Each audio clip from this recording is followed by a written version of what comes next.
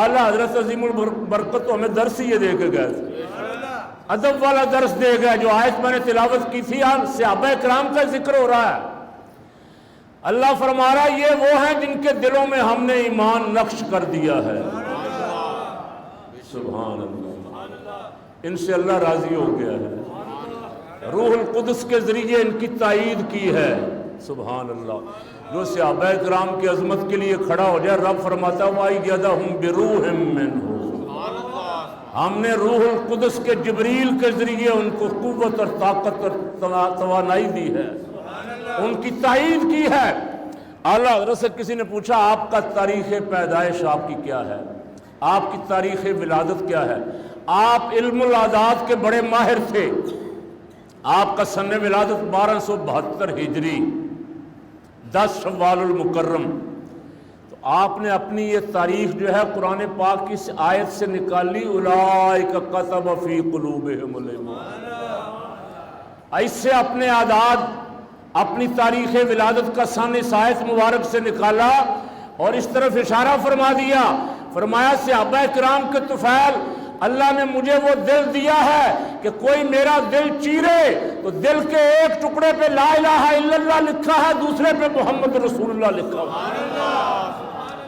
اللہ نے دلوں پہ ایمان نقش کر دیا ہے. اللہ کریم محبت والا، ادب والا عقیدہ عطا فرمائے. اور جس امام کا میں ذکر کر رہا ہوں، اللہ اکبر، ان کو تو اللہ نے اتنا ادب عطا فرمایا ہے. وہ پتہ کیا کہتے ہیں، مدینہ شریف گئے، سبحان اللہ، اور وہاں اپنے آپ سے کہتے ہیں رضا کسی سگے طیبہ کے پاؤں بھی چومے. کہتے ہیں وہ احمد رضا مدینہ پاک کے کسی کتے کے پاؤں بھی چومے ہیں کہ نہیں؟ نہیں چومے. اتنا دماغ تیرا حضور کے شہر میں آ کے تیرا دماغ اتنا اونچا ہے کہ تو نے حضور کے کسی بارگاہ کے کتے کے پاؤں نہیں چومے.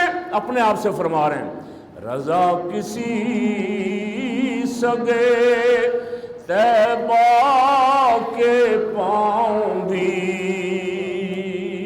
چومے.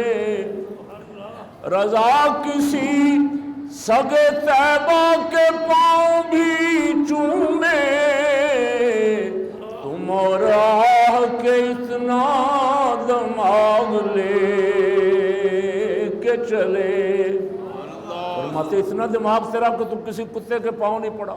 یعنی اتنا ادب سکھا ہے کہ رسول اللہ کی بارگاہ کا ادب کرنا ہے، حضور کے شہر پاک کا ادب کرنا ہے. اس لیے کہ ساری کائنات میں جس جس کو